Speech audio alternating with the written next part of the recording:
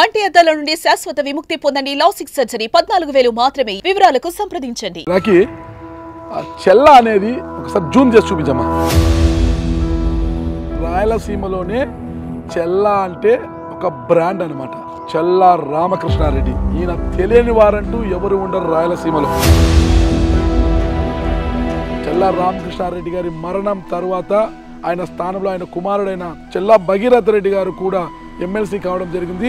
2022లో చెల్ల భగీరథ రెడ్డి గారు కూడా మనందరినీ విడిచిపెట్టి వెళ్ళిపోవడం జరిగింది. ఇక చెల్ల ఫ్యామిలీ ఏంటి అనుకుంటున్న తరుణంలో ఆ చెల్ల ఫ్యామిలీ బ్రాండ్ నిలబెట్టడానికి నేనుంటాను అంటూ చెల్ల రామకృష్ణారెడ్డి గారి కోడలు చెల్ల భగీరథ రెడ్డి గారి సతీమణి అయిన చెల్ల శ్రీలక్ష్మి రెడ్డి గారు. నమస్తే మేడం.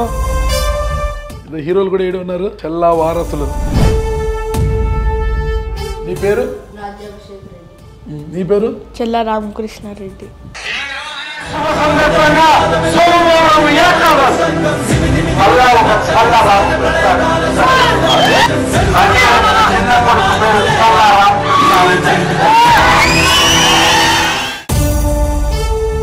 ఓ హార్స్ రైడింగ్. ఎవరెక్కడ?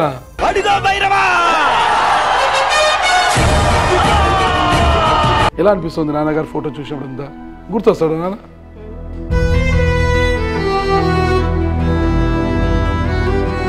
చెల్ల బ్రాండ్కి ఎవరైతే ముందు నుంచి రాజకీయంగా ఉన్నారో చెల్ల రామకృష్ణారెడ్డి గారు కావచ్చు, చెల్ల భగీరథ రెడ్డి గారు, ఇద్దరు మిమ్మల్ని వదిలి వెళ్ళిపోయారు.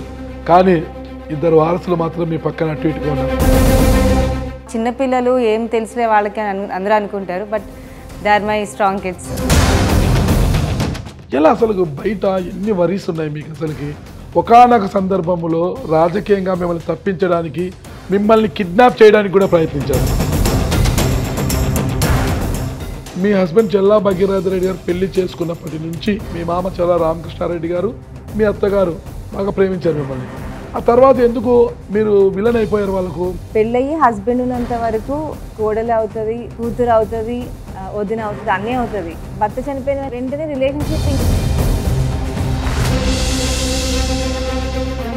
అవుకు వెళ్ళినప్పుడు ఎలా ఉంటుంది మీకు? పబ్లిక్తో బాగా ఉంటారు మీతో? పబ్లిక్ అంతా ప్రజలు ఆ ఎఫెక్షనేట్, ఆ ప్రేమ వల్లనే మేము ఇంత స్ట్రాంగ్గా ఉన్నామంటే కారణం ఊర్లో వాళ్ళే.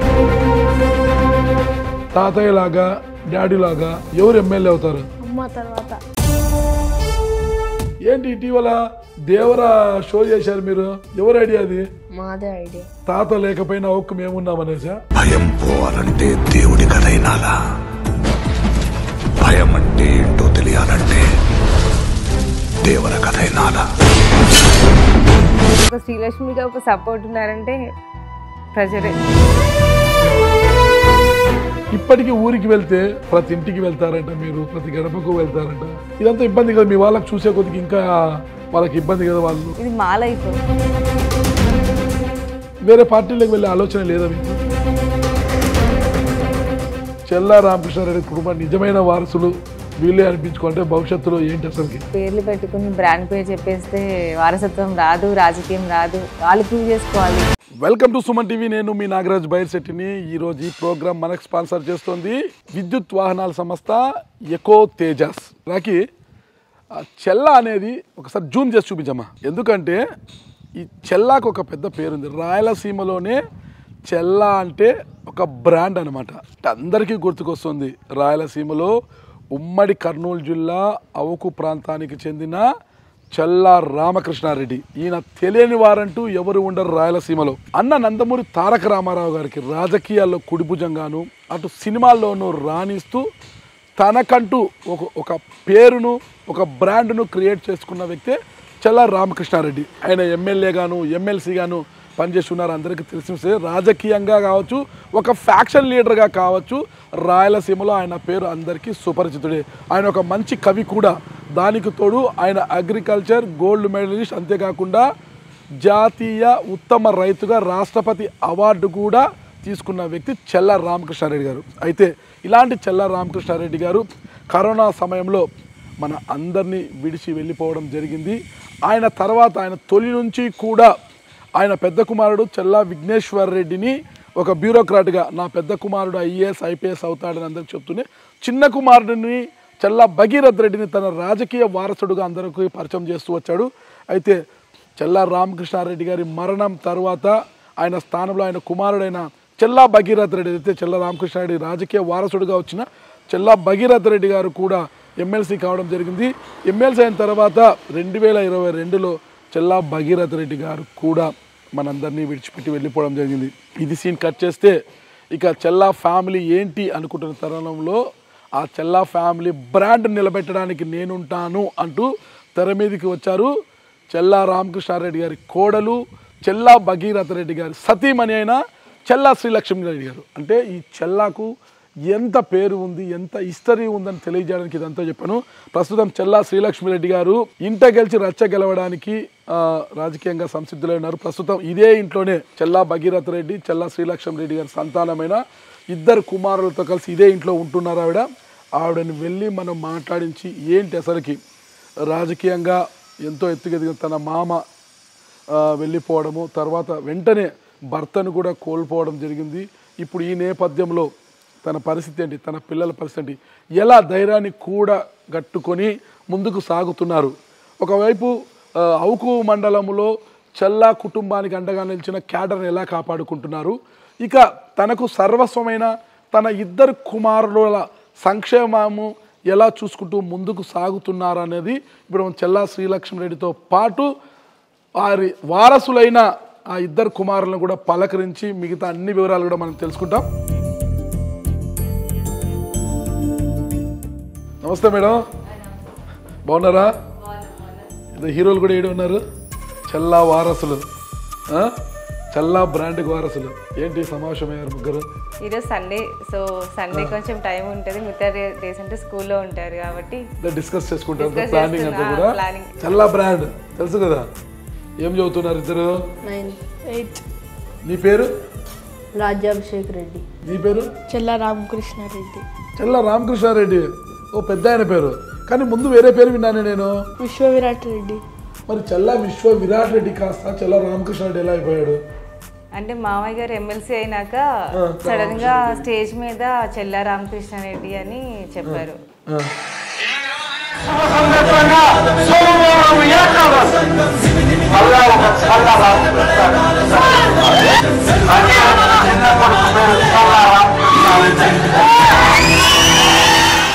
చెల్లా రామకృష్ణారెడ్డి, మీ తాతతో మాకు ఇంత ధైర్యంగా మాట్లాడే అవకాశం లేకపోయింది, కానీ ఆయన పేరు పెట్టుకున్నందుకు నీతో ధైర్యంగా మాట్లాడుతున్నాను నేను.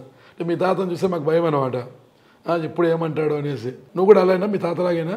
అంటే ఇప్పుడు మీ ముందు అట్లా ఉన్నాడు, కానీ ఊరికి వెళ్తే హైదరాబాద్ లో ఉన్నప్పుడు ఒక బాడీ లాంగ్వేజ్, ఊరు వెళ్తే ఒక బాడీ లాంగ్వేజ్ చేంజ్ అవుతుంది. ఓకే, ఒక్కసారి చెల్లా గారి నివాసాన్ని చూడాలనుంది నాకు, ఒకసారి చూద్దామా పైకి వెళ్ళి?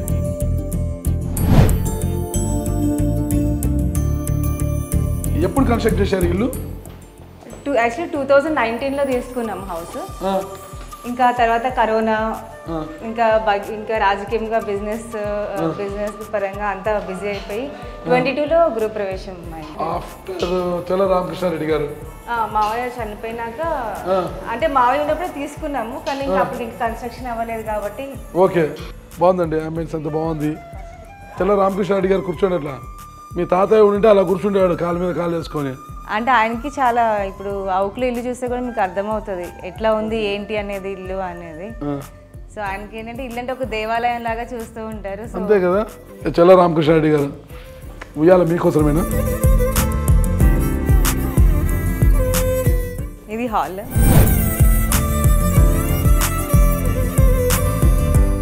బాగుందండి. ఇక్కడ 2 bedrooms? 2 bedrooms. పూజ గది. దేవుడి మీద భక్తి ఎక్కువ లేండి మీ మామగారికి కూడా. కంబీర్ స్వామిని బాగా,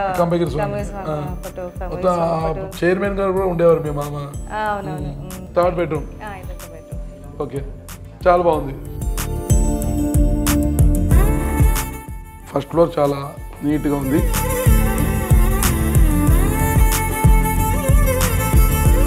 ఇది 2nd floor. బాగుంది, ఇది కూడా ప్లాంటేషన్ అంతా కూడా గ్రీనరీ. అంటే మావయ్యకి అందరికి బగ్గి కదా, గ్రీనరీ అంటే మెయిన్ ఇష్టము. సో మేబీ అదే వచ్చినట్టుంది వారసత్వం. చెల్లా రామకృష్ణారెడ్డి గారు మనవాళ్ళు. ఇది బెడ్రూమ్, కిడ్స్ బెడ్రూమ్ చూపిస్తాను. ఓ కిడ్స్ బెడ్రూమ్ చాలా నీట్గా పెట్టుకున్నారే బాగా. సో అంటే వాళ్ళ టాయ్స్ వాళ్ళ బొమ్మలు సూపర్ అన్ని టాయ్స్ అన్ని బాగా పెట్టారన్ని వరుసగా బా ఏమున్నారు చిన్నప్పుడు ఫొటోస్ ఎవరికాడ ప్రపోజ్ చేస్తున్నావు గులాబీ ఉప్పు పెట్టుకొని మీ ఫ్యామిలీ ట్రీనా ఇది ఫ్యామిలీ ట్రీ బాగున్నాయి ఫొటోస్ అన్నీ కూడా ఓ హార్స్ రైడింగ్ ఎవరెక్కడ నువ్వా ఎక్కడ నేర్చుకున్నావు హార్స్ కోసమే ఎవ్రీ వీకెండ్ ఊరికి వస్తాడు ఓ నాన్నగారు ఎలా అనిపిస్తుంది నాన్నగారు ఫోటో చూసినప్పుడు ఇంత గుర్తొస్తాడు నాన్న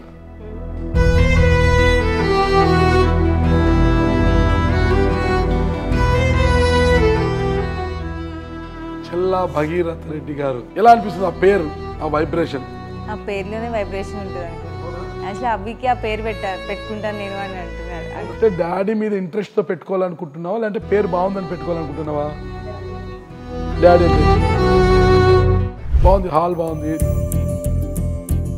కిచెన్ కిచెన్ అంటే నీకు ఇష్టం కదా మటన్ కర్రీ వండుకోవచ్చాను కదా ఎవ్రీ వీకెండ్ బార్బిక్యూ కానీ ఓవెన్లో అవన్నీ చేసుకుంటూ ఉంటారు ఏమేమి వండుతారు ఇద్దరు అన్నదమ్ములు కలిసి ఆ. మీ డాడీ బెడ్రూమ్ చూపిస్తావా సో ఇక్కడ అవినే ఓ చాలా ఫెయిర్ ఉన్నావు అక్కడ నువ్వు ఇంత తెల్లగా ఉన్నావు ఏమైపోయింది ఆ కలర్ అంతా స్కూల్ గేమ్స్ స్పోర్ట్స్ ఓకే చాలా బాగుంది ఇది బెడ్రూమ్ వ్యూ కూడా బాగుంటుంది ఓకే ఇక్కడ నుంచా మంచి గ్రీనరీ బాగుంది చాలా నీట్గా పెట్టుకున్నారు ఇల్లు ఏంది పైన నెట్ అంతా ఉంది క్రికెటా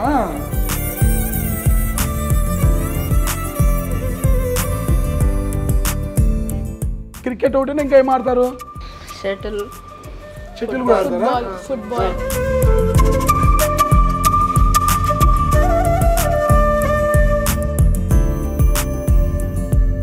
ఇది హోమ్ థియేటర్ ఓ స్క్రీన్ కూడా ఉంది స్పెండ్ చేస్తారా ఇక్కడ మీరు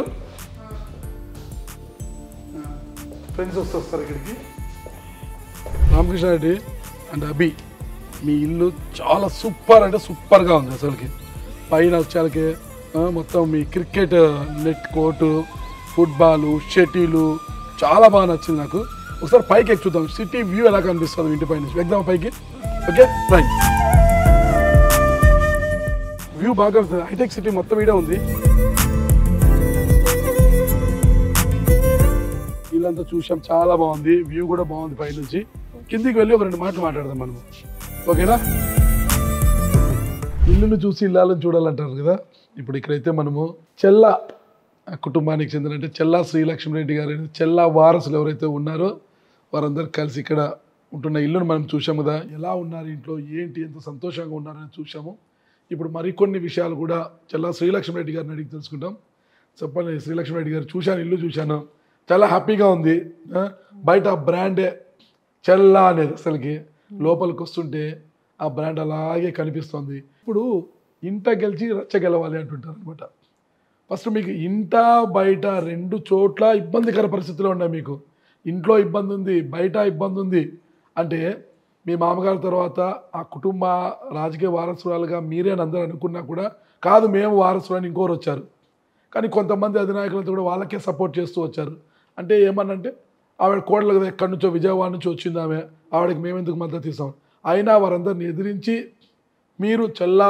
రామకృష్ణారెడ్డి గారి ఆశయాలు చెల్లా భగీరథ రెడ్డి మీ హస్బెండ్ ఆయన ఆశయాలు నెరవేర్చడానికి నిలబడ్డారు అసలుకి సరే ఆ యుద్ధము చేస్తూనే ఇంట్లో కూడా మీరు ఇల్లుని చక్కబెట్టుకునే పరిస్థితిలో ఉన్నారనమాట ఎలా ఉంది అసలుకి ఈ జీవితం అంటే జీవితం మా మావయ్య గారు ఎప్పుడు ఇల్లు అనేది ఒక దేవాలయంగా అనుకుంటూ ఉంటారు మనం ఇంట్లో ప్రశాంతంగా ఇంట్లో అంతా సెట్ చేసుకుంటే అదే మీరే అన్నారు కదా ఇంట్లో అన్ని చక్కబెట్టుకుని అంత ప్రశాంతంగా ఉంటే బయట అనే ప్రాబ్లమ్స్ అనేవి ఇంకా వస్తూనే ఉంటాయి అందరికీ ఉంటాయి ప్రాబ్లమ్స్ అనేవి okay so main family important పిల్లలు ఫ్యామిలీ ఇంపార్టెంట్ మీ మామయ్య గారు ఎప్పుడు అంటుండేవారు అన్నమాట చెల్లా రామకృష్ణారెడ్డి గారు నా రాజకీయ వారసుడు చెల్లా భగీరథ రెడ్డి నా పెద్ద కుమారుడు చెల్లా విఘ్నేశ్వర రెడ్డి ఐఏఎస్ సివిల్స్ కోచింగ్లో ఉన్నాడు ఐఏఎస్ఐ వస్తాడు ఐపీఎస్ వస్తాడని చాలామంది చెప్పేవాడు అప్పుడు అంటే నిజంగా నా రాజకీయ వారసుడు చెల్లా భగీరథ రెడ్డి అనేవారు అయితే మీ మామయ్య గారు ఎమ్మెల్సీగా ఉంటూ చనిపోయారు ఆయన స్థానంలో మీ హస్బెండ్ చెల్లా భగీరథ రెడ్డి గారికి ఆ సీట్ ఇచ్చారు మరి ఆయన కూడా ఎమ్మెల్సీగా ఉంటూనే చనిపోయారు ఆయన దివంగత ఎమ్మెల్సీ చెల్లా భగీరథ రెడ్డి గారు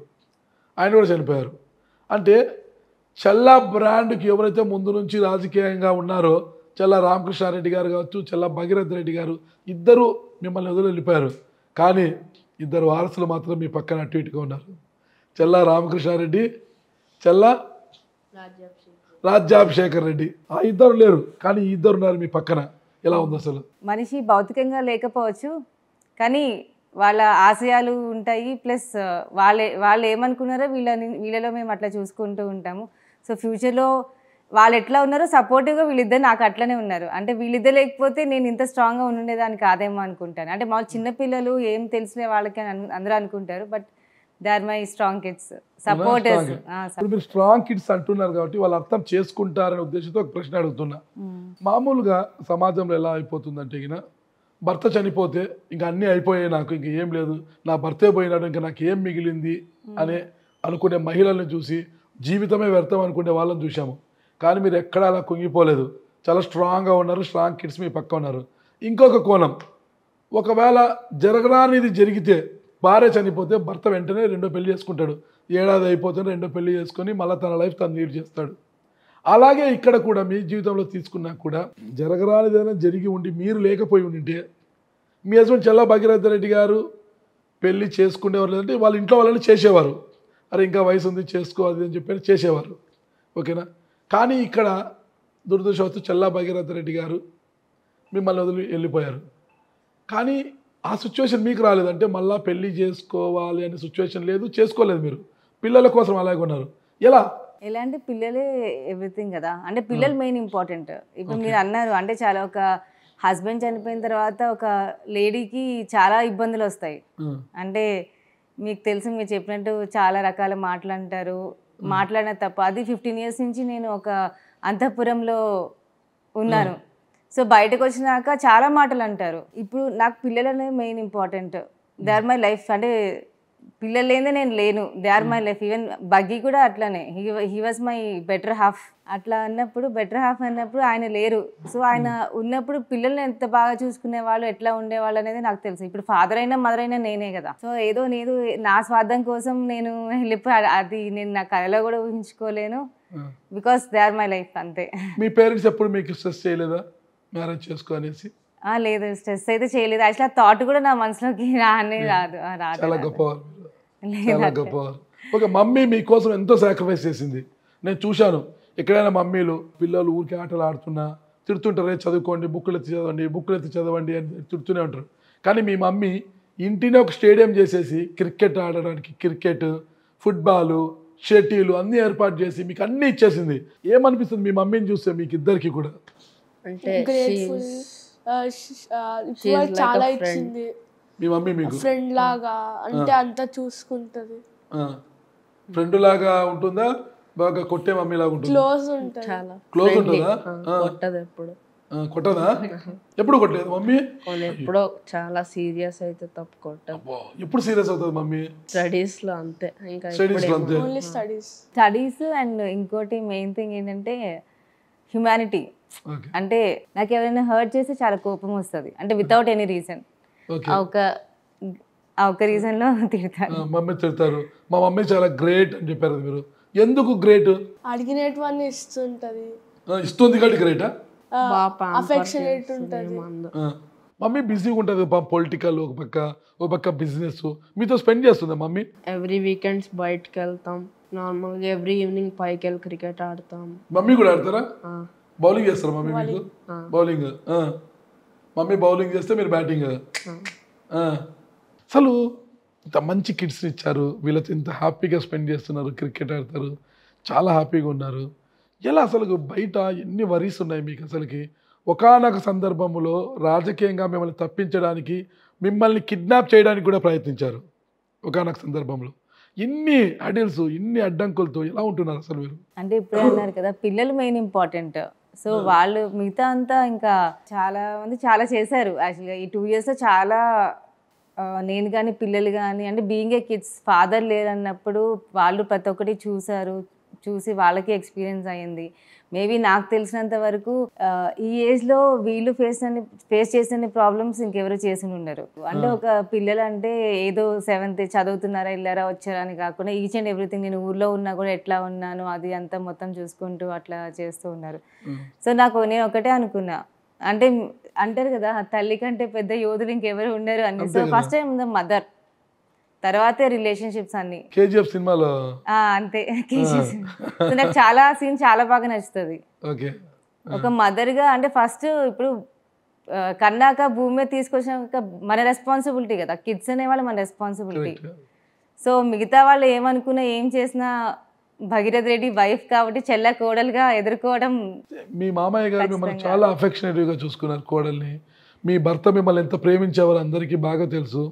వారిద్దరూ చనిపోయిన తర్వాత మీ కుటుంబ సభ్యులే మిమ్మల్ని కాకుల్లా పొడుచుకు తింటున్నారు, మీపై మైండ్ హ్యాండ్లింగ్ చేశారు, అన్నీ తెలుసు, పోలీస్ స్టేషన్లోకి వెళ్ళారు.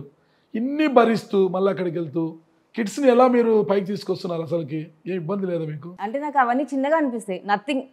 ఎవరు నాకు పిల్లలు ఇంపార్టెంట్, వాళ్ళకి హర్ట్ చేయకుండా వాళ్ళు ఎట్లా ఉంటారు, వాళ్ళని ఎట్లా చూసుకోవాలి. అంటే ఏమైనా ఇబ్బంది నేను చేసే పనిలో వాళ్ళకి ఇబ్బంది అయితే నాకు బాధ అనిపిస్తుంది, కానీ మిగతా వాళ్ళు ఇట్ ఈస్ నథింగ్ అనుకుంటా. ఆ ప్రాబ్లమ్స్ అని నాకు ఇప్పుడు అనుకుంటే ప్రాబ్లమ్స్ లాగా అనిపించవు. మీరు ఎవరికి అడ్డం మిమ్మల్ని ఎందుకు కిడ్నాప్ చేయాలని చూశారు అసలు? రాజకీయంగా కానీ ఇంకా ఫ్యామిలీ పరంగా అంటే వాళ్ళు అనుకుంటారు. అది ఇప్పుడు ఒక ఆడపిల్ల ఉంది, ఒక హస్బెండ్ చనిపోయాడు, పిల్లలు ఉన్నారు, బయటకు ఎప్పుడు రాలేదు అని ఎవరికి వాళ్ళకి ఫీలింగ్ ఉండాలి. అంతేగాని మేమేదో చూపిస్తాము మేమేదో చేసేస్తాము అంటే అది వాళ్ళకే వదిలేస్తాం, మేమేం చేయలేము కదా. ఇప్పుడు మీరు ఆవుకి వెళ్తారు కదా, ఆవుకి వెళ్ళినప్పుడు మీరు సపరేట్గా ఉంటారు, మమ్మీ మీరు ఒకవైపు మీ నాన్నమ్మ ఉంటారు, మీ పెద్ద నాన్న ఉంటారు, వీళ్ళందరూ మీతో మాట్లాడతారా?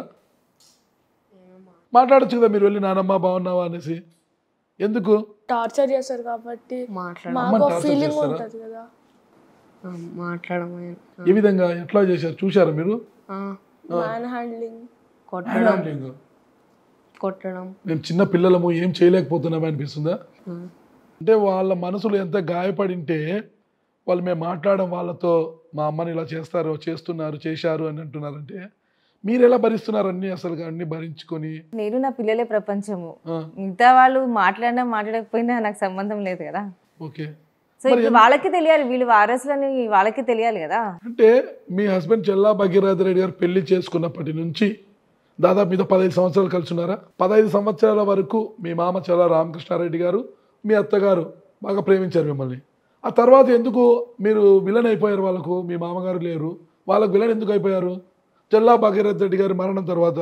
అది ఎట్లా ఉంటుందంటే ఇది నా విషయంలోనే కాదు, ప్రతి ఒక్క విషయం నేను చూస్తుంది ఏంటంటే పెళ్ళయ్యి హస్బెండ్ ఉన్నంత వరకు కోడలు అవుతుంది, సో అన్ని కూతురు అవుతుంది, సో వీళ్ళ పిల్లలకి మదర్ అవుతుంది, ఒక ఆడపడుచు అవుతుంది, ఒక సిస్టర్ అవుతుంది, వదిన అవుతుంది, అన్నీ అవుతుంది. భర్త చనిపోయిన వెంటనే రిలేషన్షిప్ ఇంకా అది కట్టెలే కాలిస్తే పోతుంది అన్నట్టు ఆ కోడల దగ్గర నుంచి రిలేషన్షిప్ అనేది పోతుంది. అది ఎందుకు పోతుంది అనేది ఇంకా వాళ్ళకి సమాధానం వాళ్ళే చెప్పాలి. కానీ ఆ రక్తం ఉంది కదా పక్కన, అది వాళ్ళకి అంటే తెలియాలి కదా, ఇప్పుడు మామూలుగా వాళ్ళకి ఉండాలి కదా. ఆవుకి వెళ్ళినప్పుడు ఎలా ఉంటుంది మీకు? పబ్లిక్ తో బాగా ఉంటారు మీతో? పబ్లిక్ అంతా ఎలా ఉంటుంది మీ ఫీలింగ్ చెప్పు? నార్మల్ క్లోజ్ గానే ఉంటారు అంతా. మీ తాతయ్యతో ఉన్నంత అఫెక్షన్ కొంటారు అందరు మీతో వచ్చి? ఆవుకు అంటే ఊర్లో ప్రజలు ఆ ఎఫెక్షనేట్ ఆ ప్రేమ వల్లనే మేము ఇంత స్ట్రాంగ్ గా ఉన్నామంటే కారణం ఊర్లో వాళ్ళే. నానమ్మతో మీ అత్తలో మీ పెద్ద ఎవరితో మాట్లాడరు మీరు, మరి అయినా కూడా ఎందుకు వెళ్తారు ఆవుకి? అందరు క్లోజ్ ఉంటారు అంటే అఫెక్షనేట్ గా ఫాలోవర్స్ అట్లా. మీ ఊరు హైదరాబాద్ ఆవుకా? ఆవుకు మీది నార్మల్ ఎక్కువ అక్కడే ఉంటాం, స్టడీస్ ఇక్కడ. తాత ఏం చేసేవారు తెలుసు కదా, పొలిటీషియన్ కదా, ఎమ్మెల్సీగా ఉండేవారు, ఎమ్మెల్యేగా ఉండేవారు, డాడీ ఎమ్మెల్సీ. మరి తాతయ్య లాగా డాడీ లాగా భవిష్యత్తులో మీకు ఒక 25 years అట్లా వచ్చిన తర్వాత మీకు ఒక ఏజ్ వచ్చిన తర్వాత ఎవరు ఎమ్మెల్యే అవుతారు? నాకు ఇంట్రెస్ట్ లేదు. నీకుందా? అమ్మా ఎందుకు ఇంట్రెస్ట్? చిన్నప్పటి నుంచి తిరిగాము కదా అందుకే. చిన్నప్పటి నుంచి తిరిగామంటే ఇప్పుడు పెద్దోడైనా నువ్వు? అంటే అంత తెలుసు కదా నార్మల్ గా కొంచెం. ఎమ్మెల్యే అవుతావా మళ్ళా? అమ్మ తర్వాత. అమ్మ తర్వాత ఎమ్మెల్యే, ఫస్ట్ అమ్మలో చేయిస్తావు. అమ్మనైతే ఇప్పుడు ఎమ్మెల్యే కానివ్వరు, అడ్డపడతారు అందరూ కూడా, రిలేటివ్స్ అడ్డపడుతున్నారు. పెద్దగైనా మీరు సపోర్ట్ చేస్తారా మా అమ్మకు? అమ్మని ఎమ్మెల్యేగా చూడాలని ఉందా? అమ్మ ఎమ్మెల్యే అయితే మీతో ఎక్కువ స్పెండ్ చేయలేదు ఎట్లా? అక్కడ ఉంటుంది, ఇక్కడ కూడా ఉంటుంది. ఎప్పుడు చికాకు వస్తుంది అమ్మ మీద, బా ఎప్పుడు తిరుగుతూ ఉంటుంది రాజకీయాలు అని, ఎప్పుడు చికాకు రాదా? 2-3 డేస్కి మళ్ళీ హైదరాబాద్ వచ్చేస్తుంది వెళ్ళినా కానీ. సరే మమ్మీ లేదు ఇంట్లో, డాడీ లేడు, మమ్మీ అవుకు వెళ్ళిపోయింది, ఇద్దరే ఉంటారు. ఎలా ఉంటుంది మీకు ఆ ఫీలింగ్? ఎలా ఉంటుంది? గ్రాండ్ పేరెంట్స్తో ఉంటాం కదా. ఓకే గ్రాండ్ పేరెంట్స్ ఉన్నా మమ్మీ లాగా ఉండదు కదా, వాళ్ళంతా చూసుకుంటారు. అంటే అమ్మ కూడా వస్తుంది కదా, 2-3 డేస్ 1 వీక్ లా. మమ్మీ లేకపోయినా మీ గ్రాండ్ పేరెంట్స్ అమ్మమ్మ తాతయ్య బాగా చూసుకుంటారు. డాడీ లేడు అన్న బాధ ఎప్పుడైనా అనిపిస్తుందా మీకు మమ్మీ ఉండగా? ఏమనిపించదు? మీకు ఎలా ఉందండి అసలు ఈ లైఫ్ చెప్పి కిడ్స్తో? మేము ఏమనుకుంటామంటే ఎక్కువ ఎమ్మెల్సీ ఉన్నప్పుడు స్టడీస్ కోసం నేను ఇక్కడ ఉండేదాన్ని, భాగ్య అక్కడ. సో మేము మైండ్స్లో ఫిక్స్ చేసుకున్నాం అనమాట. సో అప్ప అక్కడ ఉన్నారు, మేము హైదరాబాద్లో ఉన్నాము. సో మేము అక్కడ ఉన్నప్పుడు అందుకే బెడ్రూమ్ కూడా సేమ్ అట్లనే పెట్టి ఇంకా. సో ఆయన ఇచ్చిన గిఫ్ట్ ఏంటంటే ఈ హౌస్, ఆయనే దగ్గరుండి అన్ని చేయించారు. So it's a gift. So ఆయనతోనే ఉన్నట్టే ఉంటుంది. మీ కుమారులు ఒక మాట అన్నారు, రాజకీయాల్లోకి వచ్చి ఫస్ట్ మా అమ్మ ఎమ్మెల్యే కావాలి అన్నారు. మరి వాళ్ళ కోరిక తీరుస్తారా మీరు? రాజకీయం భవిష్యత్తులో చూడాలి. అంటే మెయిన్ ఎమ్మెల్యే అంటే ఫస్ట్ మెయిన్ నాకు అవుకు ప్రజలు అంటే ఇంకా మావయ్య ఎప్పుడు హైదరాబాద్ రావాలన్నా కూడా చాలా ఆలోచించేవాళ్ళు. ఈవెన్ బగ్గి కూడా అంతే. వాళ్ళ ఎఫెక్షన్ ముందు మేము ఏం చేసినా.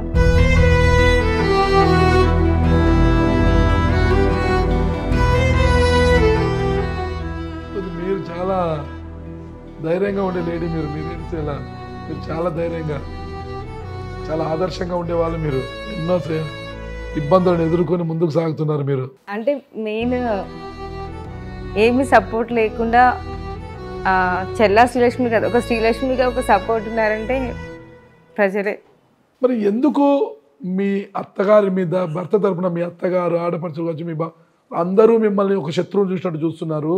అక్కడ రాజకీయ నాయకులు కూడా అరే చెల్లా రామకృష్ణారెడ్డి కోడలే కదా, వాళ్ళ వారసులు 2 ఉన్నారు కదా అని కూడా లేకుండా వాళ్ళ వైపే మద్దతు చూపుతున్నారు. ఎందుకు? అది వాళ్ళ ఇష్టం కదా, నేనేం చేయలేను. బట్ ఇప్పుడు మీరు అంటే ఎమ్మెల్యే అయితేనే పబ్లిక్తో ఉండాల్సినంత అవసరం లేదు కదా. ఇప్పుడు నేను నార్మల్ జెడ్పీటీసీ, మేము ఇక్కడ ఉన్నా కూడా రేపు actually Abhi birthday 30th of December.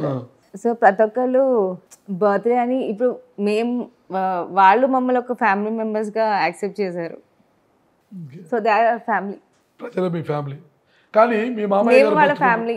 నేను విన్నాను మీ మామయ్య గారు బతుకున్నప్పుడు నా రాజకీయ వారసుడు చెల్లా భగీరథ్ రెడ్డి, కానీ నా పెద్ద కుమారుడు సివిల్స్ కోచింగ్లో ఉన్నాడు, ఐఏఎస్ అవుతాడు, ఐఏఎస్ చెప్పాడు అనేసి. కానీ ఇప్పుడు మీ మామ, మీ భర్త తర్వాత రాజకీయ వారసుడుగా ఆయన తెర మీదకి వచ్చేసారు. మరి ఎలా ఈ ఇబ్బందిని ఎలా ఫేస్ చేస్తారు మీరు? ఇబ్బందులు అంటే ప్రస్తుతానికైతే ఇబ్బంది ఏం లేదు. సో రాజకీయంగా ప్రజలు ఎట్లా ఉంటారు అనేది ఇంకా ఫ్యూచర్లో డిసైడ్ చేయాలి ఎట్లా ఉంటారు అనేది. సో ఆయన ఇప్పుడు ఒకటి నేను చెప్తాను, వారసత్వం వల్ల వచ్చేది కాదనుకుంటా. ఇప్పుడు రాజకీయం అనేది చాలా మారిపోయింది, మీకు తెలుసు, అందరూ చూస్తున్నాము. వారసులే రావాలి, వారసులే ఉండాలి అనేది రూలు లేదు. అంటే people will decide, actually public will decide అని నేను అనుకుంటాను. జగన్మోహన్ రెడ్డి గారు కూడా మీకు మద్దతు ప్రకటించే అవకాశం పెద్దగా కనిపించడం లేదు, ఏంటి అనే పరిస్థితి ఉంది. జగన్మోహన్ రెడ్డి గారికి తెలుసా మీకు జరుగుతున్న అన్యాయం గురించి? అంత తెలుసా? మొత్తం స్టేట్ మొత్తం తెలుసు. అంటే సో ఆయనకి తెలియకుండా అంటే ఆయనే కదా ముందు ఫస్ట్ నుంచి సపోర్ట్ ఉంది. జగన్మోహన్ రెడ్డి గారు మీకు న్యాయం చేస్తారు, భవిష్యత్తులో మీ 2 పిల్లలకు న్యాయం జరుగుతుందని అనుకుంటున్నారు మీరు? జగన్మోహన్ రెడ్డి గారు న్యాయం చేస్తారా అనేది అంటే అప్పుడు పొలిటికల్ సినారియోని బట్టి తెలుస్తుంది కదా, ఎవరు ఏంటి ఎట్లాగో అనేది. నువ్వు చెప్పు, భవిష్యత్తులో నువ్వేం కావాలనుకున్నావు? బిజినెస్. నువ్వు? Politician and business. అట్లా పొలిటీషియన్ అండ్ బిజినెస్. మీ వాడికి చాలా ఉంది పొలిటీషియన్గా, వాళ్ళ తాత పేరు పెట్టుకున్నాడు కదా చెల్లా రామకృష్ణారెడ్డి అనేసి. అందుకు ఏంటి ఇటీవల దేవర షో చేశారు మీరు? ఈ కొండని భయపెట్టడానికి దేవర బతికుండాడని పెద్ద కథని రాసినాడు నీ బిడ్డ. ఎవరు ఐడియా అది? మాదే ఐడియా. తాత లేకపోయినా ఒక్క మేమున్నామనేసా? భయం పోవాలంటే దేవుడి కథ అయినాలా, భయం అంటే ఏంటో తెలియాలంటే దేవర కథ అయినాలా. ఇద్దరు బాగా ఎప్పుడు టామ్ అండ్ జెర్రీలో ఫైట్ చేస్తుంటారు. ఇద్దరు ఫైటింగ్ చేసి మళ్ళీ మాట్లాడుకుంటారా, మాట్లాడుకోరా? మాట్లాడుకుంటాం.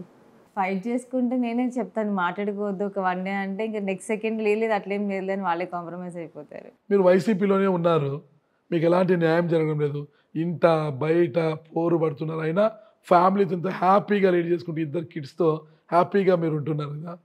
అంటే వేరే పార్టీలకు వెళ్ళే ఆలోచన లేదా మీకు? ప్రస్తుతం 2 years ఊర్లో ప్రజలతో పాలిటిక్స్ అట్లనే అయిపోయింది. సో ఒక 6 months ప్రస్తుతానికైతే నేను బ్రేక్ తీసుకున్నాను. బ్రేక్ తీసుకున్నారు, రాజకీయాల మీద ఏమి ఇది లేదు, బ్రేక్ తీసుకొని.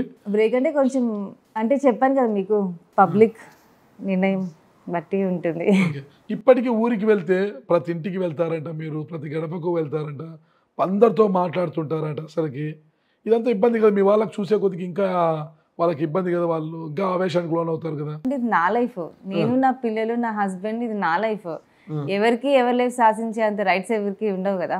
ఓకే, ఇది మా లైఫ్. వాళ్ళు మిమ్మల్ని పూర్తిగా వ్యతిరేకిస్తున్నారు. చెప్పండి. పూర్తిగా వ్యతిరేకిస్తున్నారు.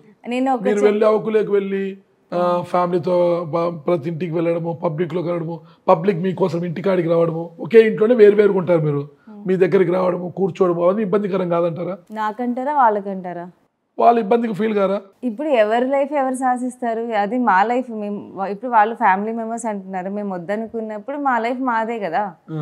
ఇప్పుడు మేము ఎవరితో మాట్లాడతాము, ఎట్లా ఉంటాము, పబ్లిక్తో మాట్లాడతామా ఏంటి అనేది వాళ్ళు వద్దు అన్నప్పుడు నా తెలిసి వాళ్ళు పట్టించుకోకూడదు. సరే, ఇప్పుడు ఇవన్నీ అయిపోయినా ఎవరైనా రాజీ కుదిర్చి ఎందుకు మా ఒకే కుటుంబంలోనే ఇన్ని కలతలు ఎందుకు, గొడవలు ఎందుకు అనేసి మిమ్మల్ని మీ అత్తయ్య, మీ హస్బెండ్ తరఫు మీ అత్తయ్య ఫ్యామిలీని కలిపే ప్రయత్నం చేస్తే కలిపిపోవడానికి సిద్ధంగా ఉన్నారా? ఆల్రెడీ చేశారు.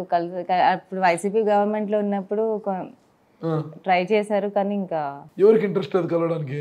ఇంట్రెస్ట్ లేదని కాదు, ఇప్పుడు ఇన్ని జరిగినాక కలుస్తారు ఇది అనేది. యాక్చువల్లీ నేను నా లైఫ్లో ఎప్పుడు మామూలు బగ్గి ఉన్నప్పటి నుంచి కూడా మేము ఫ్యామిలీకి సపోర్టివ్గా అంతా ఉన్నాము, కానీ but we have our own life. నేను ఇప్పుడు బిజినెస్ అంటే నాకు ఫైనాన్షియల్గా నేను చూసుకోవాలి, ప్రజల్ని చూసుకోవాలి, సో పిల్లల్ని చూసుకోవాలి, మా పేరెంట్స్ ఉన్నారు, సో ఫ్రెండ్స్ ఉంటారు. ఇంత దీంట్లో ఫ్యామిలీకి టైం ఇచ్చి వాళ్ళతో కలవాలి అనేంత ఐడియా నాకు ఇప్పటివరకు రాలేదు. సో ఎందుకంటే ఇచ్చిన వాల్యూ అంటే మనకి ప్రేమించిన వాళ్ళతోనే మనం ఉండాలి, మెయిన్ థింగ్. సో ఇంత జరిగినాక కూడా ప్యాచప్ అవుతుంది అని నేను అనుకోవట్లేదు. అంటే వీళ్ళ విషయం నేను చెప్పను ఎప్పుడు, అంటే పిల్లలు వాళ్ళ డెసిషన్, వాళ్ళు మాట్లాడతారు ఏం చేస్తారు అనేది వాళ్ళ డెసిషన్, అది వాళ్ళ ఇష్టము. సో నేను అట్లా. మీ మామయ్య ఒక మంచి బ్రాండ్, ఒక మంచి వంశాన్ని ఇచ్చిపోయారు. మీ హస్బెండ్ మీకు అద్భుతమైన ఆనిముత్యాలు లాంటి 2 కుమారులను ఇచ్చేసి ఒక చక్కటి ఇల్లు కట్టించిపోయారు. కానీ ఆర్థికంగా కాస్త ఇబ్బందులు ఉంటాయన్నమాట. ఫైనాన్షియల్ స్టేటస్ ఏంటి అసలు? మీరు వ్యాపారం ఏమైనా చేస్తున్నారా? మామూలు పెట్రోల్ బంక్స్, ఇంకా ఊర్లో తోటలు అవన్నీ ఉన్నాయి. సో కొంచెం లైట్గా డాడీ సపోర్ట్ చేస్తారు. సో లైట్గా బిజినెస్ ఇప్పుడిప్పుడే కొంచెం అంటే బీయింగ్ ఏ ఇండిపెండెంట్ విమెన్ నేను ఏమనుకుంటానంటే, ఏ ప్రాబ్లం వచ్చినా మెయిన్ నేను అందరికీ ఏం చెప్తాను, లేడీస్ కానీ జెంట్స్ కానీ ఇండిపెండెంట్గా, ఎంత ఆస్తి ఉన్నా కూడా వాళ్ళు ఇండిపెండెంట్గా ఉండాలి, వాళ్ళకంటూ ఒక ఇన్కమ్ ఉండాలి. సో ఇప్పుడు ఒక ఛాన్స్ మేబీ ఫ్యూచర్లో, ఇప్పుడే ఫైనాన్షియల్గా అంటే ప్రాబ్లం అయితే ఏం లేదు. మీ మామగారు ఎన్టీ రామారావు గారికి చాలా దగ్గరగా ఉండేవారు, కుటుంబుజంగా ఉండేవారు. రాజకీయాల్లో కావచ్చు, సినిమాల్లో కావచ్చు. సినిమాలతో కూడా మీ మామగారికి పరిచయం ఉంది, మంచి కథలు రాసేవాళ్ళు, మంచి రైటర్ ఆయన అనమాట. ఆయన ఒక ఫ్యాక్షనిస్టుగా కూడా ముద్రింపబడ్డారు, ఒక రాజకీయ నాయకుడిగా చూశారు ఆయన్ని. అయినప్పటికీ చాలా క్లాస్గా ఉంటాడు అనమాట. ఆయన ఒక క్లాస్ లీడరు. ఆయన కుమారుడు అంటే మీ హస్బెండ్ చెల్లా భగీరథ అంటే మాస్ లీడర్ అనమాట. వాళ్ళిద్దరిని చూశారు మీరు. ఇప్పుడు వీళ్ళలో ఎవరు మాసు, ఎవరు క్లాసు? అభి క్లాస్. అంటే మావయ్య ఎట్లా ఉంటారో సేమ్ బాడీ లాంగ్వేజ్ కానీ ఏదైనా కానీ ఒక సిస్టమేటిక్గా పెద్ద బాబు ఉంటాడు, రాజాభిషేక్ రెడ్డి. కొంచెం మాస్గా సేమ్ హ్యాబిట్స్, బగీ హ్యాబిట్స్ అన్నీ. ఓకే, పేర్లు తారుమారాయి అంతే. ఈ పేరు అటుపోయి, ఆ పేరు ఇటు అట్లా వచ్చిండాలి, ఖచ్చితంగా అట్లనే వచ్చిండాలి. సో చూడాలి, అంటే రాజకీయ వారసుడు అని చెప్పారు కాబట్టి ఫ్యూచర్లో ఏమవుతారో మేబీ దానికి ఒక రీజన్, ఏ జరిగినా మన లైఫ్లో ఒక రీజన్ ఉంటుంది కదా. చెల్ల రామకృష్ణారెడ్డి గారికి 2 కుమారులు, 2 కుమార్తెలు అనుకుంటా. ఓకే, మీ మామయ్య గారు 2 కుమారులకు సంబంధించి వీళ్ళిద్దరైన వారసులు? లేదు, 2 ఉన్నారు. చెల్ల రామకృష్ణారెడ్డి కుటుంబం నిజమైన వారసులు వీళ్ళే అనిపించుకుంటే భవిష్యత్తులో ఏంటి అసలుకి? అది ప్రూవ్ చేసుకునే దాన్ని బట్టి ఉంటుంది. అంటే నాకు తెలిసి పేర్లు పెట్టుకుని బ్రాండ్ పేరు చెప్పేస్తే వారసత్వం రాదు, రాజకీయం రాదు, ఏమి రాదు. They have to prove it. వాళ్ళు ప్రూవ్ చేసుకోవాలి ఎంత కేపబుల్ అనేది. అంటే మీ పెద్ద అబ్బాయి అయితే ఇంట్రెస్ట్ లేదు, నేను బిజినెస్ అంటాడు. చిన్న అబ్బాయి పొలిటికల్ మీ బిజినెస్ అంటున్నాడు. మీరు సపోర్ట్ చేస్తారా వాళ్ళకు? వాళ్ళ ఇంట్రెస్ట్ ఉంటే ఖచ్చితంగా చేస్తారు. ఎందుకు ఈ రాజకీయాలు, మనం ఏం చేసుకుంటాం, బాగా చదువుకొని చక్కగా ఉద్యోగాలు చేసుకుని అంటే వ్యాపారాలు చేసుకుని అంటారా? ఎవరంటే వాళ్ళు రాజకీయాల్లోకి రాలేరు కదా, ఓకే. సో ఆ ఇంట్రెస్ట్ ఉంటేనే వస్తారు. నేను అది ఆ చాయిస్ వీళ్ళకే ఇచ్చాను. ఏదన్నా అది మీ చాయిసే, రాజకీయం కావాలా బిజినెస్ కావాలా సపోర్ట్ చేస్తాను. సో చాయిస్ అనేది మీదే. సో సపోర్ట్ చేయడం అనేది పేరెంట్స్గా బాధ్యత కదా, సో కంపల్సరీ ఇస్తాను. ఓవరాల్గా ప్రస్తుతం మీ లైఫ్ హ్యాపీగా ఉంది? హ్యాపీగా, ఎలాంటి ఒడిదుడుకులు లేకోకుండా హ్యాపీగా కొనసాగుతుంది. ప్రశాంతంగా పిల్లలతో, మా ఊరి ప్రజలతో హ్యాపీగా ప్రశాంతంగా ఉన్నాం. మీ లైఫ్ ఇలాగే హ్యాపీగా ఉండాలి, ఇంకా మున్ముందు కూడా ఇంకా హ్యాపీయెస్ట్ లైఫ్ ఉండాలి మీకు. అసలుకి 2 బిడ్డలతో కూడా ఒక చక్కటి కుటుంబంలాగా తల్లి 2 కొడుకులు చాలా హ్యాపీగా సంతోషంగా ఉంటూ వాళ్ళ భవిష్యత్తు దినాభివృద్ధి చెందుతూ ముందుకు సాగిపోవాలని కోరుకుంటున్నానండి. Thank you madam. నమస్తే.